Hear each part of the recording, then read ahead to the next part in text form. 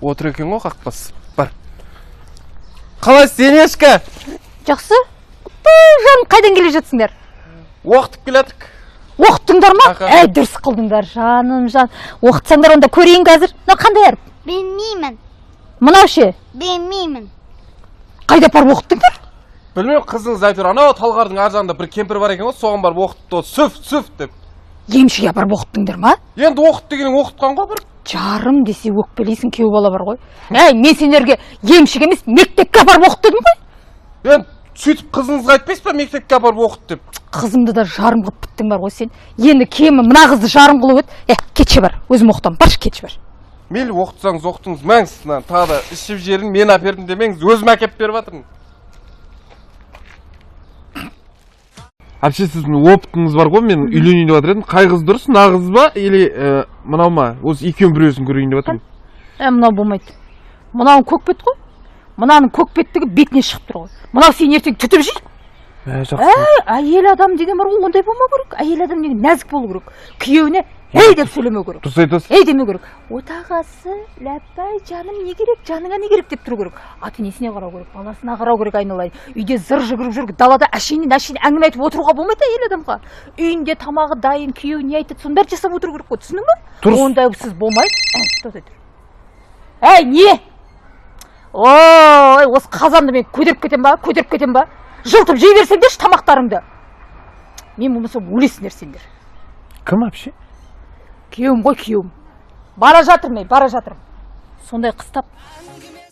Мен үйленіп жатырмын. Тойым күшті болып жатыр менің. Елдің бәрі ырза. Нағып құрттыңыз, бір әдемі қызға үйленіп жатыр едім мен. Жынды ма, не істеп отырсың? Ой, тренингке барып жүрген білесіз ғой мен. Кеше бізде бір қыз 3 ай үйленем деп жүрді, кеше үйленіп кетті. Күшті болды тойы. Сол мен де үйленейін деп жатырмын. Өтірік білмейтін адам ұқсамаңызшы. Сіз де сабаққа барып, сосын сахнада тұрып, наконец-то мен үйленем деп Сарыағашқа үйленіп кетті деді ол. Кім айтты оны? Біздің коуч айтты сізді. Ойбай. Тренинг айтты. Коучың айт, басымда ауырта бермейсің, жынды ма? Жар дегенді тренинг бермейді, тәңір береді. Ақымақ дейсің. Кім айтты жүр оны? Мені коуч қалды. Коуч айтты. Бұтар жынды. Сен бала не қылдың? Жұмысын қашан бастайсың? Айналайын, бастайым деген неше жыл болды? Бастаймыз ғой, карантин бітсін де. Карантин бітсін деген несі? Қызықсыңдар ғой, сен былтыр айттым ғой, мен былтыр 2019-дың ноябрінде айттым ғой, бастасайшы, айналайын-ау, бастасай деп. Дұрыс қой, сіз ноябрьде айтқан жоқсыз ба? Ноябрь деген декабрь емес па? Ал? Декабрьді енді өткізіп бартқан кезде январь, февраль келіп, март басталып кеткен жоқ па? Карантин. Енді марттан кеше карантиннен енді шыққан кезде қайттан карантин жарияланып кеткен жоқ па? Карантин бітсін, бастаймыз ғой, мейт жібермеңізші. Сенің де сылтауың бітпейді, не карантин бітпейді, меймді ашытып біттіңдер бар ғой, екеуі. Шаршаттыңдар ше. Айналайын інім, мен сенімен мақтанам бар ғой. Менің інім елге көмектесіп жүр деп өте дұрыс жасайды. Әпше, қойшы, осы мақтанам деп ешкім танымайды. Ал Жетісайға бардым, продуктын бәрін апарып, Арысқа бардым, бәріне барам, көмектесіп, ешкім танымайды, ешкім суретке түспейді, танымайды. Қойшы, ешкім көмектеспеймін біз. Суретке түскенсіз, немесе әншісің ба, күйшісің ба? Сені танымал болу үшін істеп жүрсің бе сонда? Ойбай әпше, не үшін сонша тірліктің ба, не үшін істеп жүрмін? Ешкім танымайды. Көмектескен бар болсын. Мына сөзің кішкене естімесің? Сен деген Аллахтың разылығы үшін істесең оның бәрін, танымалдылығы несі? Ой, масқара, мен сені әп-әдемі жұртқа көмектесіп жүр десем, танымал болғың келіп жүр екен ғой, Солсын көмектесіп жүрген. Сен көңіліңді танытайын, оңбаған әжіппен танымал бол.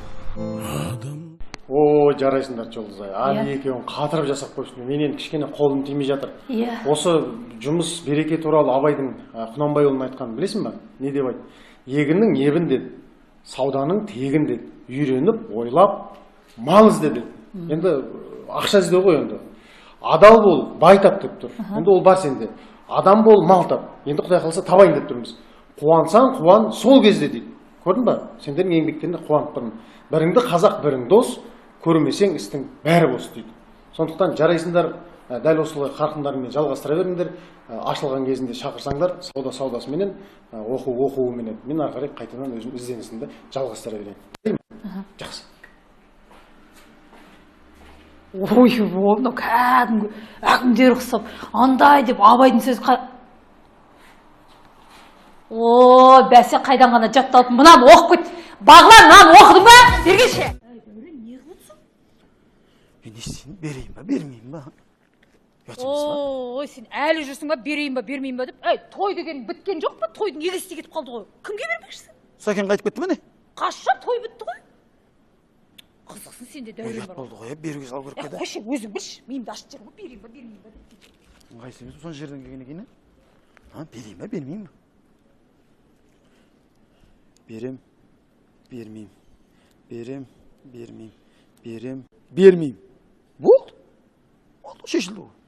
Құдайдың өзі соны қалап тұр екен ғой. Сәкен өзі кетіп қалды. Қанша беремді оқтадым. Жеңше не істеп отырсыз далада? Құдай, мынау кешегі үйде емес пе, үйде. Ремонтын қандай қылып жасасам екен деп соны көріп отырмын. Ой, не қыласыз айдаладан іздеп? Жаныңызда отқан жоқ па? Дизайнер. Мен идеямен істесеңіздерші, менің идеям деген күшті болады. Сен не істедің идеяңмен? Не бар ма бір нелерің жасаған? Кеше ауылда үйді көрген жоқсыз ба не сіз? Жоқ. А? Көрген жоқсыз ба не сонда? Ой, мен идеямен салынған ғой, қарасаңызшы.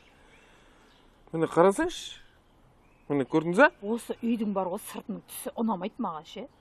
Осы неғып сары қылған? О, жеңше, ол мен идеям емес. Ол ана құда баланың идеясы. Сары күшті, сары трендті деп. Оған мен идеям қатысы жоқ. Неғып ана лестницаны есіктің алдында лестницаны дұрыс істемегенсіңдер ғой? Ол да менікі емес, жеңше. Жоқ, тоқташ. Не идея сонда мына жерде сенікі? Вот мен идеямды қолданбай тұрған жоқ па? Давайте сіздің үйіңізді мен идеяммен саламыз. Жеңше нағып отырсыз. Ой, ана жиендер келу керек еді ремонтты жасауға. Телефондарын көтермей жатыр. Ой, шақырмай қойыңызшы жиендеріңізді. Білем ғой сіздің жиендеріңізді. Былтыр Шымкентте үй түстеген жиендеріңіз бе? Иә? Ой, дым істемейді олар. Кілейді жағып жіберші Али. Абой жабыстырып жіберші, шеген қағып жібересіз. Құдеке деп алдап жұмса жер. Жатты ғой былтыр. Дым істеген жоқ. Бүкіл үйді мен істедім. Биыл біздің үйді, біздің бөлелер істейді. Неменеге бөлелерің істейді екен? Неменеге бөлелер істейді? Ой, сенбесеңіз парақшасын көрсеңізші. Алматы ремонт дегенде. Күшті ма? Күшті, мен бөлелерді күтіп алайын, аға. Көріңіз парақшасын. Осылардың бөлелі бірақ пысық әйтеуір парақша ашып апты. Біздің мына жиендердің жүрсін ау. Қайда жүрсіңдер? Кеше кел деп айттым ғой сендерге. Ауыздарың ашылып жүре бермей, әйелдеріңе Инстаграм ашып бергенше өздерің аша алмайсыңдар ма? Істеген жұмыстарын салып. Мына кітапты сен жаздың ба? Иә, мен жаздым. Осы екен, таптық, айналайын. Сенің арқаңда бизнес аштық. Мына жерін оқыдық, қызметші керек жоқ деген. Мынаны оқыдық, сөйттік те байып кетті екеуміз. Бірінші қымыз алдық, одан кейін жылқы алдық, одан кейін ет саттық. Компания ашып алдық. Бүгін компаниямыздан саған есепат. Міне, айналайын дәулеттен. Қамшы. Елдің сөзбен қамшылап ек. Енді мына қамшымен қамшыла. Кеттік жеңше. Шошынып жібердіңіз ғой жаңа. Шошыма айналайын. Кеттік біз уақытымыз жұмыс көп бізде. Шаба беріңіздер, кәсіптеріңіз дами берсін.